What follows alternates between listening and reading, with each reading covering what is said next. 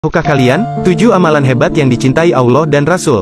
7 amalan hebat ini dipaparkan pengasuh Pondok Pesantren Sultan Fatah Semarang Ustaz Saiful Huda dalam tausiahnya. 1. Salat tahajud. Karena kemuliaan seorang mukmin terletak pada tahajudnya. Pastinya doa mudah terkabul dan menjadikan kita semakin dekat dengan Allah Ta'ala. 2. Membaca Al-Quran. Sebelum terbit matahari, alangkah baiknya sebelum mata melihat dunia, sebaiknya mata membaca Al-Quran terlebih dahulu dengan penuh pemahaman. Paling tidak jika sesibuk apapun kita, bacalah walau beberapa ayat. 3. Melangkahkan kaki ke masjid terutama di waktu subuh. Sebelum melangkah kemanapun, langkahkan kaki ke masjid karena masjid merupakan pusat keberkahan. Bukan karena panggilan muazin, tetapi panggilan Allah yang mencari orang beriman untuk memakmurkan masjid Allah. 4. Menjaga salat duha. Kunci rezeki terletak pada salat duha. Yakinlah, manfaat salat duha sangat dahsyat dalam mendatangkan rezeki. 5. Bersedekah setiap hari. Allah Ta'ala menyukai orang yang suka bersedekah, dan malaikat Allah selalu mendoakan kepada orang yang bersedekah setiap hari. Adapun sedekah yang dikeluarkan akan dibalas oleh Allah Ta'ala dengan berlipat ganda. 6. Menjaga wudhu terus-menerus. Allah Ta'ala menyayangi hamba yang berwudhu. Kata Sayyidina Ali bin Abu Talib, orang yang selalu berwudu senantiasa ia akan merasa selalu salat walau ia sedang tidak salat, dan dijaga oleh malaikat dengan 2 doa, ampuni dosanya dan sayangilah dia ya Allah. 7. Mengamalkan istighfar setiap saat. Dengan istighfar, masalah yang terjadi karena dosa kita akan dijauhkan oleh Allah Ta'ala. Orang yang selalu beristighfar juga akan memperoleh rezeki dari arah yang tak diduga-duga. Nah, itulah 7 amalan yang sangat disukai Allah dan Rasul. Rasulullah itu target terbesarnya adalah nikmati hal-hal yang harusnya menjadi kenikmatan abadi. Misalnya umumnya orang itu kan bilang bahwa nikmat itu ya makan yang disenengin, ketemu orang yang disenangi, ketemu acara yang disenengin, yang disukain. Tapi itu Nabi mengajarkan kita nikmat itu ya sholat. Kita bisa bikin analogi, kalau kita punya problem, pasti ingin ketemu orang yang punya kekuatan untuk menghilangkan problem itu. Kalau kita ingin punya hajat dan ingin solusi, ada solusinya, pasti ingin ketemu orang yang mengendalikan hajat itu, yang bikin solusi. Jawabannya, siapapun makhluk itu pasti punya keterbatasan. Siapa yang tidak punya keterbatasan itu? Hanya Allah Subhanahu wa Ta'ala. Hingga ketika Nabi banyak problem, ketika ada banyak masalah, karena Rasulullah idza hazabahu amrun badara ila sholat. Nabi itu kalau sedang punya banyak masalah, pasti cepat-cepat sholat. Hingga dikatakan wasta'inu bisobri wassalah. Kamu minta tolonglah dengan konsisten sabar dan minta pertolongan dengan sholat. Ikhlas itu menurut saya itu roh. Orang tidak ikhlas menurut saya itu orang aneh. Ikhlas itu gampang, sudah saya bilang. Kalau kamu yakin ilmu itu milik Allah, ngasihkan juga ikhlas itu milik Allah. Apa sih yang kamu punyai sehingga kamu tidak ikhlas? Uang milik Allah, energi kita milik Allah, bumi milik Allah. Kemudian kamu merasa memiliki. Merasa memiliki itu kalau dalam ilmu tasawuf sudah kesalahan kan. Bagaimana Anda punya? Coba tahu-tahu tanah itu kok milik Anda? Karena saya beli, saya beli dari orang, dari Zaid. Padahal yang asli punya itu Allah. Apa benar kamu pernah beli sama Allah? Amal yang paling keren yang mengalahkan amal yang lain, sampai di dalam Al-Quran dikatakan al-baqiyatus shalihat, kebaikan yang kekal tidak akan hilang. Itu zikir 5. Ini yang terbaik. Wis 5 iki panjenengan cekel, selamat dunya selamat akhirat. Nomor 1 subhanallah. Nomor 2 walhamdulillah. Nomor 3 wala ilaha illallah. Nomor 4 Allahu Akbar, ditambahi sama Sayyiduna Utsman bin Affan. Sayyiduna Utsman mengatakan, aku mendengar langsung dari kanjeng Nabi. Apa itu? Wala haula wala quwata illa billah. 5 ini panjenengan banyakin, selamat dunia selamat akhirat. Hati-hati dengan dunia ini. Jangan sampai kita tertipu. Silahkan bekerja, silahkan cari harta, tapi ambisi kita bukan dunia. Karena kita nggak lama tinggal di dunia, jemaah. Sungguh sangat bodoh manusia yang menimbun hartanya di sebuah tempat. Dia taruh di brankas, tiap hari dia kumpulkan di sana. Kemudian setelah itu dia tinggal selama-lamanya. Kemana akalmu? Bukankah kau capek menumpuk harta itu? Bukankah kau sekolah tahunan untuk mendapatkan harta itu? Dan kau udah dapat. Kenapa kau nggak bawa? Kenapa kau tinggalkan selama-lamanya? Kau tinggalkan ibu kamu. kebanyakan kita seperti itu. Hanya bekerja dan terus bekerja, kemudian pergi. Ojo pisan-pisan ngomong awakmu iku wis syukur nang ngarsane Allah Ta'ala. Nek awakmu ora iso matur suwun nang wong-wong sing nyebabi awakmu saiki berada di titik ini. Siapapun orangnya, siapapun. Makanya Allah Subhanahu wa Ta'ala ini tahu dawuh ning setunggaling hadis qudsi. Sampeyan delok nang I'anah. Nang kitab I'anah. Ana dawuh abdilam tashkurni idalam tashkur man ajraitu an ni'mah ala yadayhi. Awakmu gak bakal iso syukur nang aku Allah Subhanahu wa Ta'ala sampai awakmu iso matur suwun nang wong-wong sing nyebabi awakmu saiki berada di titik ini. Kamu sekarang berada di posisi ini. Dan ini banyak sekali nyebabi awakmu saiki jek urip, saiki jek lemu-lemu, jek sehat. Omong dirungokne wong dan lain sebagainya. Cerita jek enek sing gelem ngrungokne. Awakmu ndayoh jek enek sing nyuguhi kopi. Banyak sekali orang yang kemudian membentuk karakter itu. Sing kudu mok matur suwun. Anak merupakan amanah dari Allah Subhanahu wa Ta'ala yang dititipkan kepada kedua orang tuanya. Wa qalbuhu tahir jauharatun nafisatun sadzijatun khaliyatun an kulli naqsi wa surah.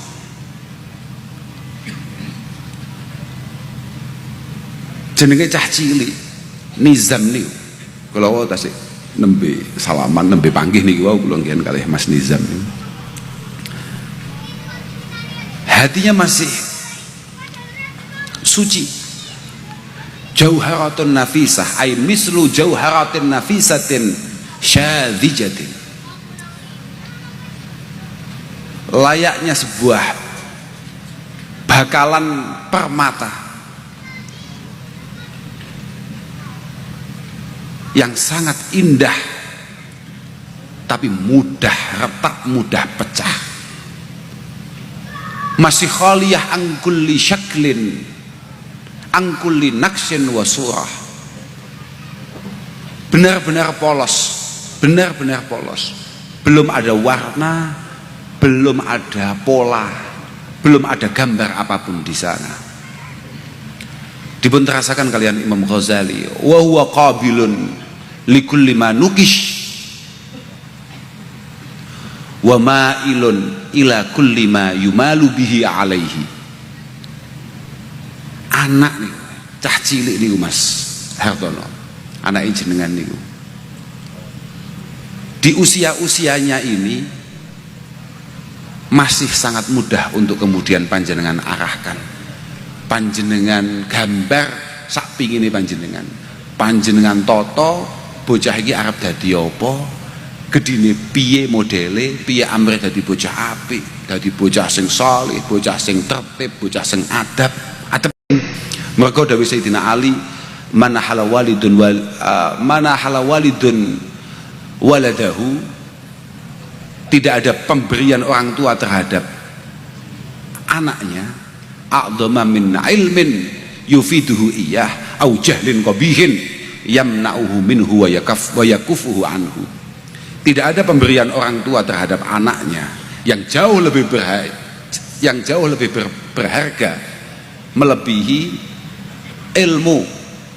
ilmu tata krama adab yang pada akhirnya akan bermanfaat bagi dirinya, atau menghindarkan anaknya, keluarganya dari ketololan, kebodohan, ketidakpunyaan etika yang pada akhirnya pasti akan merugikan anaknya. Makanya adab niku penting, dan itu hanya bisa dibangun ketika masa-masa kecil. Wa huwa qabilun likulli ma nukish wa ma'ilun ila kulli ma yumalu bihi alaihi. Ma'ilun ila kulli ma yumalu bihi alaihi, memiliki kecenderungan untuk tertarik terhadap apa yang ia lihat dan apa yang ia dengar. Makanya nalika awake dhewe siap duwe anak, maka kita sebagai orang tua harus siap menjadi sunnah yang baik untuk anak-anaknya. Nabi Sulaiman itu orang ya nabi ya raja, bahkan singgasananya berdoa tidak akan ada yang pernah menandingi singgasana Nabi Sulaiman alaihissalam. Satu waktu Nabi Sulaiman pergi untuk berdakwah, mengontrol rakyatnya. Beliau menggunakan jalan udara, tapi tidak pakai Lion Air. Ia perintahkan angin, angin bawa aku ke tempat itu. Terbanglah Nabi Sulaiman. Kalau ada hujan atau panas, Nabi Sulaiman cukup perintahkan burung-burung untuk memayunginya. Di bawah sana ada rakyatnya yang melihat Nabi Sulaiman yang hebat itu. Keluar dari mulutnya, subhanallah, maha suci Allah. Lalu Allah perintahkan angin, angin bawa kalimat subhanallah itu ke telinga Sulaiman. Nabi Sulaiman sedang ada di atas awan, diterbangkan oleh angin, kemudian dipayungi oleh burung-burung yang tunduk kepada Nabi Sulaiman atas izin Allah. Kalimat subhanallah itu masuk ke telinga Nabi Sulaiman. Seketika Nabi Sulaiman bergetar, bercucuran keringatnya. Kemudian Nabi Sulaiman alaihissalam berkata, "Hai angin, berhentilah, bawa aku kepada orang yang mengucapkan kalimat subhanallah ini." Dibawalah Nabi Sulaiman ke hadapan rakyat jelata tadi.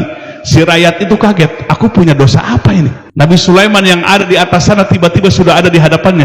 Aku salah apa ini? Lalu Nabi Sulaiman bertanya, "Hai Fulan, tolong jawab dengan jujur, apakah engkau tadi mengucapkan kalimat subhanallah?" "Iya." "Wahai Fulan, seandainya kalimat subhanallah yang engkau baca ditimbang dengan singgasanaku, lebih berat kalimat subhanallah." Makanya Nabi Sulaiman bergetar mendengar kalimat subhanallah itu. "Wahai Fulan, seandainya kalimat yang engkau baca subhanallah ditimbang dengan singgasanaku dan dilipat gandakan singgasanaku, masih berat kalimat subhanallah." Ternyata Nabi Sulaiman orang yang zuhud. Dia tidak bangga dengan singgasananya, tidak bangga dengan kekuasaannya. Qalbunya hanya membanggakan Allah subhanahu wa ta'ala.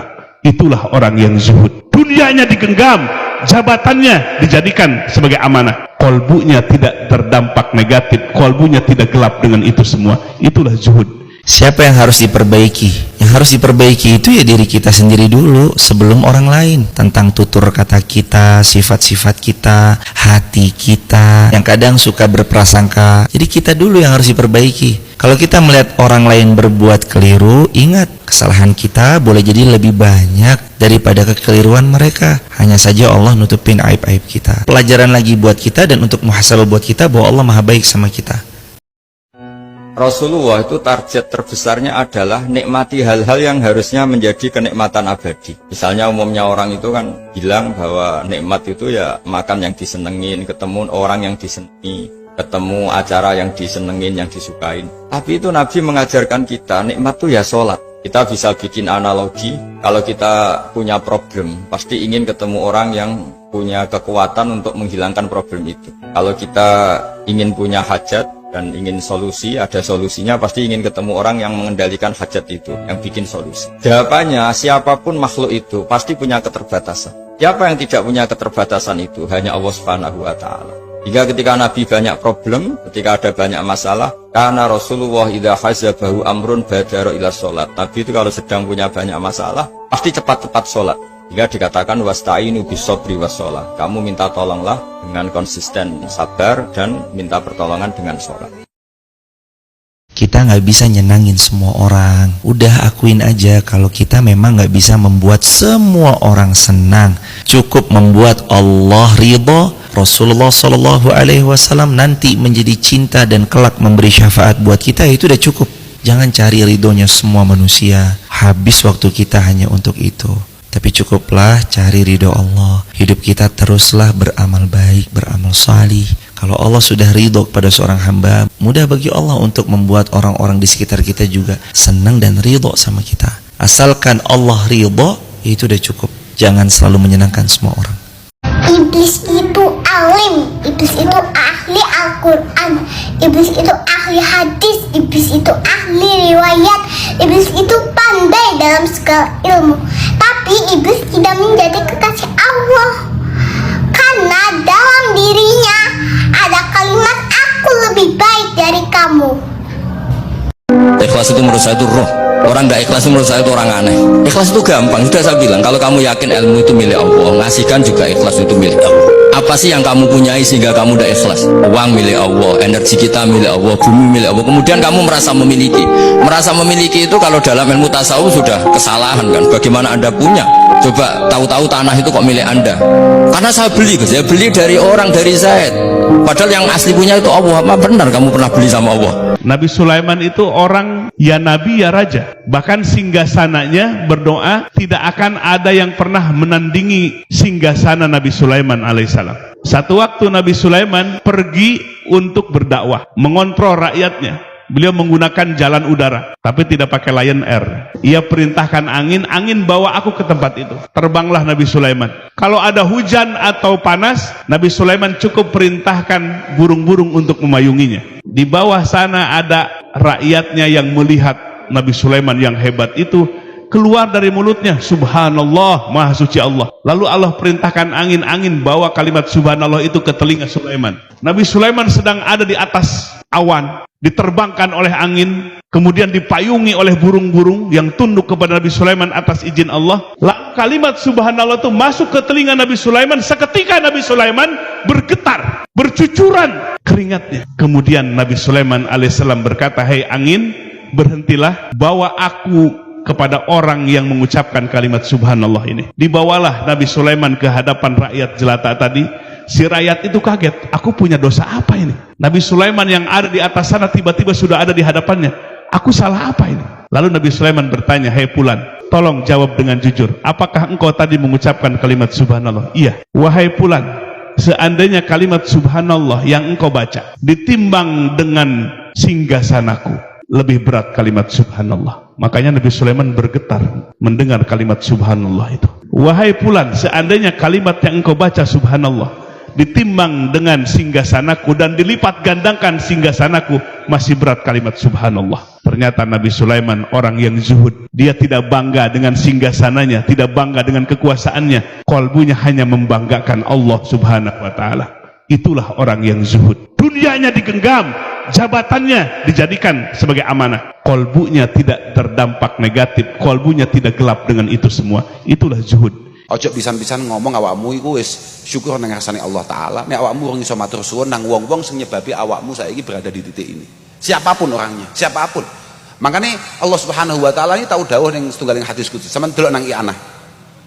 Nang kitab I'anah. Ana dawuh, "Abdilam tashkurni idalam tashkur man ajraitu an ni'mah ala yadayhi." Awakmu gak bakal iso syukur nang aku Allah Subhanahu wa taala sampai awakmu iso matur suwun nang wong-wong sing nyebabi awakmu saiki berada di titik ini. Kamu sekarang berada di posisi ini. Dan ini banyak sekali sing nyebabi awakmu saiki jek urip, saiki jek lemu-lemu, jek sehat. Omong dirungokne wong dan lain sebagainya.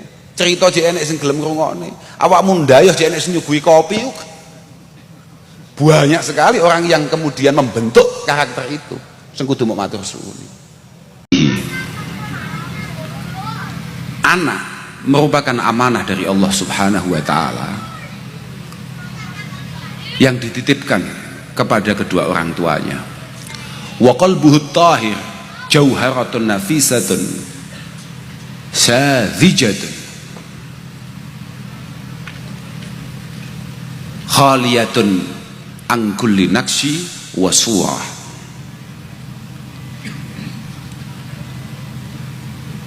Jenenge cah cilik Nizam niku.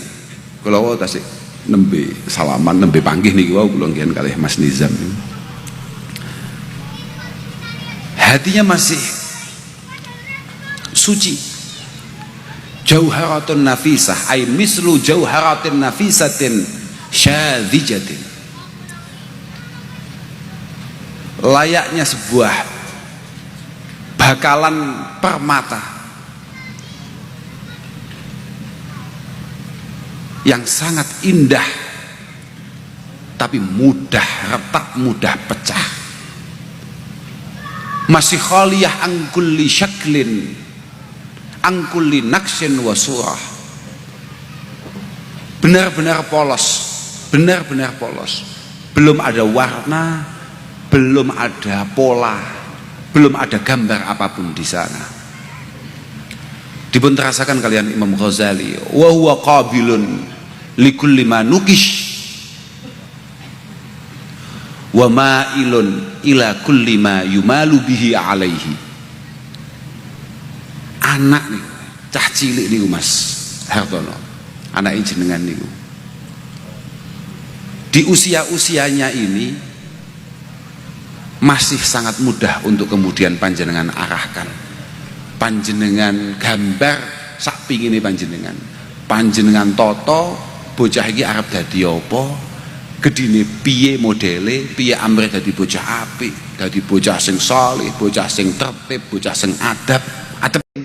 Mergo dawuh Sayyidina Ali, mana halawalidun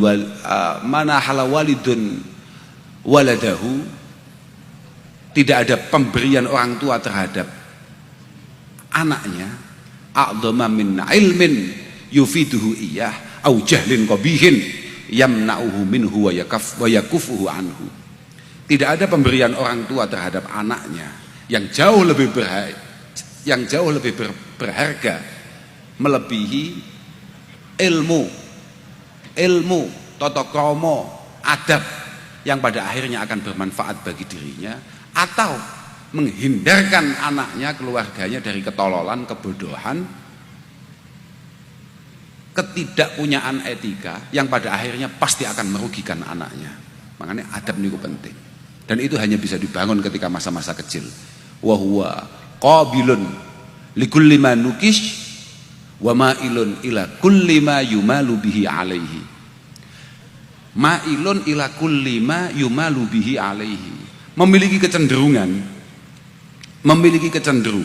untuk tertarik terhadap apa yang ia lihat dan apa yang ia dengar. Makanya nalika awake dhewe siap duwe anak, maka kita sebagai orang tua harus siap menjadi sunnah yang baik untuk anak-anaknya.